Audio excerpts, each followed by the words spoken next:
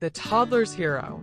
The Tennessee sun hung low that afternoon, painting the sky in shades of peach and gold over the quiet suburb of Franklin. Brad Thompson leaned back in his creaky porch chair, a cold sweet tea sweating in his hand. It was the kind of Saturday that felt like a gift, warm but not stifling, with just enough breeze to rustle the oaks lining the street. His golden retriever, Zoie, sprawled across the porch, her honey-colored fur catching the light as she dozed. Life felt simple in moments like these, and Brad was grateful for it. He'd been through his share of storms. A divorce 2 years back had left him raw, and moving to this sleepy neighborhood was his attempt at a fresh start. Zoie had been part of that healing. He'd found her at a shelter, a skinny, trembling thing with eyes that seemed to carry too much history for a dog barely 2 years old. The shelter folks said she'd been abandoned, left tied to a pole in a gas station parking lot. Brad didn't know her full story, but the second she leaned into his hand, trusting despite her pain, he knew she was his.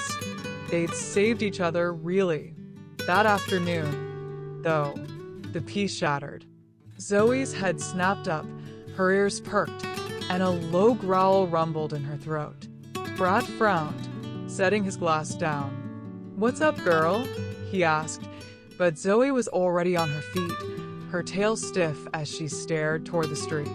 Then came the barking, sharp, urgent, nothing like her usual soft woofs when the mailman passed by. This was different. This was wrong. "Zoie, easy," Brad said, but she didn't listen. She bolted to the edge of the porch, her barks growing frantic, almost desperate. Brad's stomach twisted. Zoie wasn't a barker. She'd always been the calm one, the dog who'd lie patiently by his side during long nights of paperwork or curl up with him on the couch during a Titans game. This wasn't her. Something was off. He jogged to the front window, peering through the blinds. The street looked quiet at first, kids' bikes scattered on lawns, a sprinkler lazily spinning next door.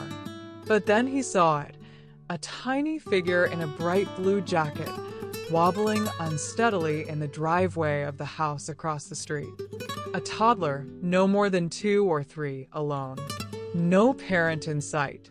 The kid was barefoot, his little legs moving with that reckless determination toddlers have, heading dangerously close to the road.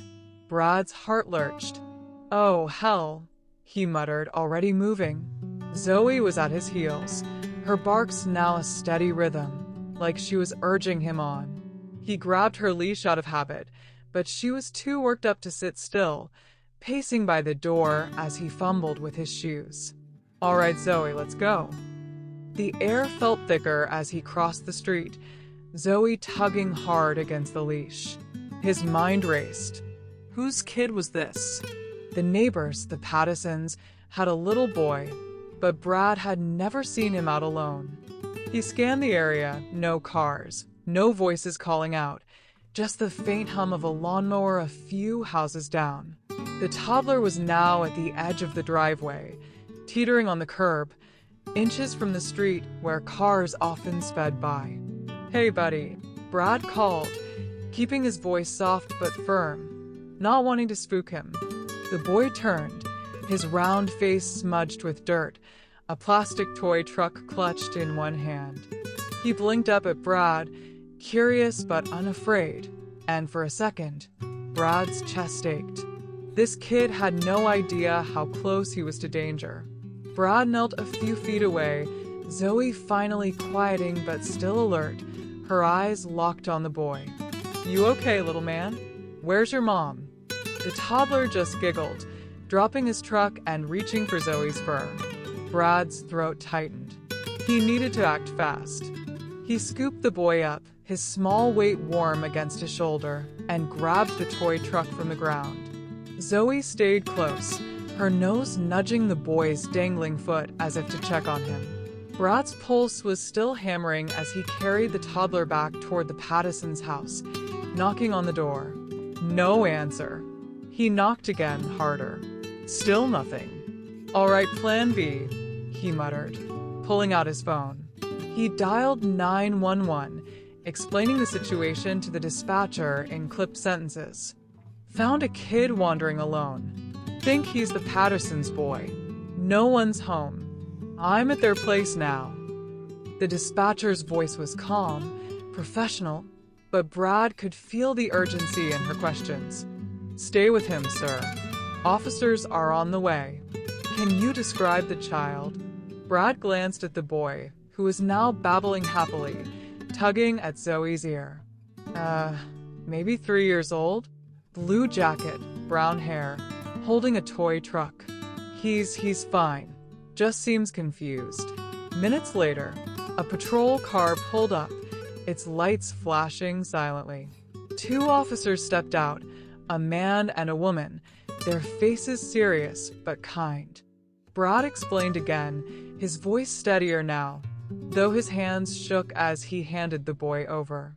Zoe sat at his feet, her body tense, like she was still on guard. The female officer, whose name tag read Carter, crouched down to the toddler's level, smiling. Hey, sweetie, let's find your mommy, okay? The boy clung to his truck, staring wide-eyed at her badge. The other officer, Ramirez, took Brad's statement, jotting notes as Brad recounted Zoe's barking and the moment he'd spotted the child. You did good, Ramirez said, clapping Brad's shoulder. And this dog, she's something else.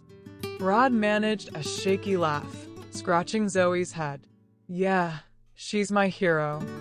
As the officers worked to locate the boy's parents, a car screeched to a stop in front of the house.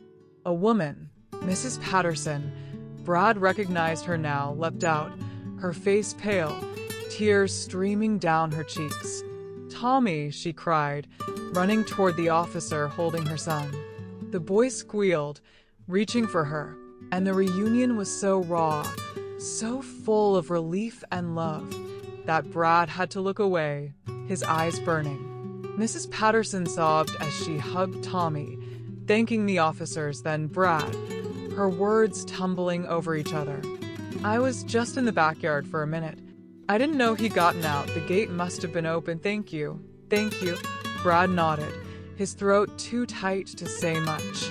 Zoe's the one who saw him, he said finally, gesturing to the dog, who was now lying calmly on the grass, her job done. The story didn't end there.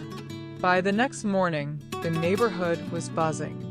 Someone had posted about it on the local Facebook group, and soon, the story of Zoe the rescue dog who saved a toddler was being shared across Tennessee and beyond. A news crew showed up at Brad's house, their van parked crookedly on the curb.